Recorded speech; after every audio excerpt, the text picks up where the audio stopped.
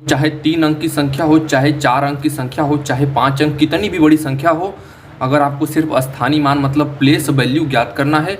जैसे यहाँ पर एक सवाल लिखा है 7,93,875 में 7 का स्थानीय मान ज्ञात करना है, तो आप डायरेक्ट कैसे ज्ञात करेंगे? नियम नहीं लगाना है, कहीं भी गुणा नहीं करना है, डायरेक्ट आप कैसे ज्ञात करेंगे?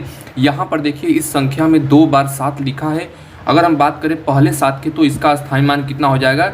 70 हो जाएगा। अभी हम आपको बताएंगे कि 70 किस तरीके से आया।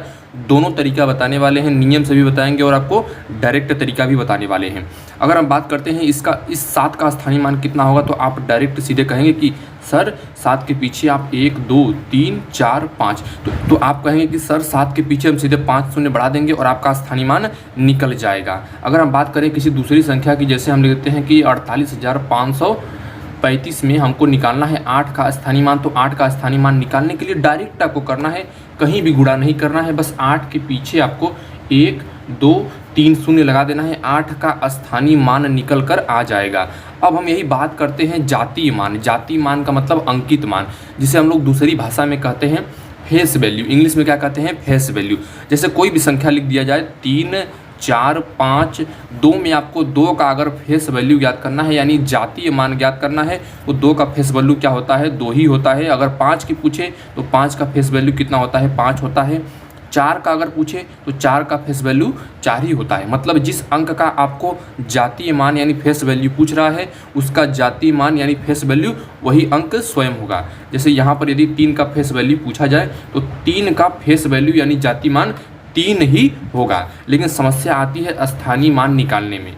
अब दोनों तरीका से मैं आपको बताऊंगा कि किस तरीके से स्थानीय मान ज्ञात करते हैं। आइए देखते हैं पहला नियम से, उसके बाद दूसरा मैं आपको डायरेक्ट बताऊंगा कि आप सिर्फ देख कर सीधे डायरेक्ट स्थानीय मान ज्ञात कर लेंगे, आपको पेन भी नहीं चलाना पड़ेगा। तो आइए देखते हैं, पहले नियम से सीख लेते हैं हम लोग। यहाँ पर लिखा है 7,93,875, तो यहाँ पर हम संख्या लिख देते हैं 7,93,875। अब आप बताइए हमको कि 5 कहाँ पर लिखा है? 5 आपका लिखा है इकाई के स्थान पर, और आपका 8 लिखा है दहाई के स्थान पर। 9 कहाँ लिखा है? सैकड़ा के स्थान पर लिखा है। 7 कहाँ लिखा है? 7 कहाँ लिखा है? हजार के स्थान पर। एक संख्या यहाँ पर छूट गई, गड़बड़ हो गया है, छोड़िए उसको। तो अब 7 कहाँ पर लिखा है? 7 आपका लिखा है 10,000 के स्थान पर। ठीक है, एक अंक यहाँ पर छूट गया था तो उसको छोड़ देते हैं।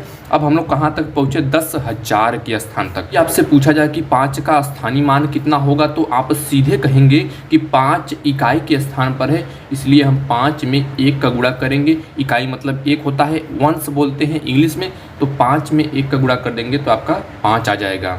अगर हम पूछे 8 का स्थानीय मान, तो 8 कहाँ लिखा है? दहाई के स्थान पर। दहाई का मतलब होता है 10, मतलब 8 में आप 10 का गुणा कर देंगे, आपका आ जाएगा 80। दहाई को इंग्लिश में कहते हैं टेंस। इसी तरीके से अगर आपको 3 का पूछा जाए कि 3 का स्थानीय मान यानी प्लेस वैल्यू कितना होगा, तो आप क्या करेंगे? 3 कहाँ पर लिखा है? इकाई, दहाई, सैकड़ा, 100 यानी 100 के स्थान पर लिखा हुआ है, तो आप इसमें सीधे 100 का गुणा कर देंगे, आपका 300 आ जाएगा। अब मैं आपको डायरेक्ट तरीका बताता हूँ कि आप डायरेक्ट कैसे ज्ञात करेंगे। अब यहाँ पर एक बेहतरीन चीज़ देखिए क्या लिखा है। 8 का स्थानीय मान ज्ञात करना है, तो 8 का स्थानीय मान 80 आ गया।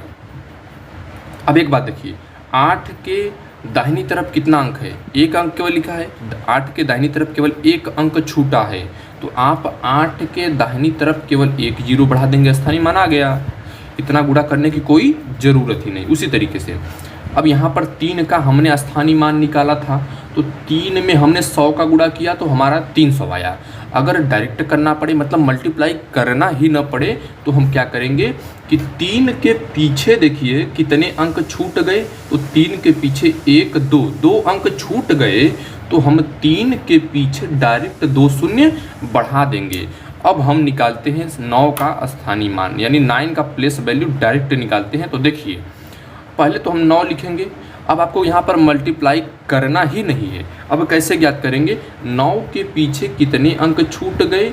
1 2 3, तो आप यहाँ पर 1 2 3 इस तरीके से 9 का प्लेस वैल्यू निकल कर आ गया। अब यदि आपको 7 का ज्ञात करना पड़े तो बस क्या करेंगे? 7 के पीछे कुल कितने अंक लिखे हुए हैं? 1 2 3 4 अंक लिखा है, तो आप पहले यहाँ पर 7 लिखिए। 1 2 3 4 शून्य बढ़ा दीजिए, इस तरीके से आपका स्थानीय मान निकल जाएगा। तो हमने आपको नियम से भी बता दिया और डायरेक्ट भी बता दिया। तो इस वीडियो में हम लोगों ने सीखा स्थानीय मान और जाति मान। हम उम्मीद करते हैं कि आपको समझ में आ गया होगा, दोनों तरीका समझ में आ गया होगा। यदि कुछ नहीं समझ में आता है तो कमेंट कीजिए। इस वीडियो में इतना ही, मिलते हैं नेक्स्ट वीडियो में। धन्यवाद।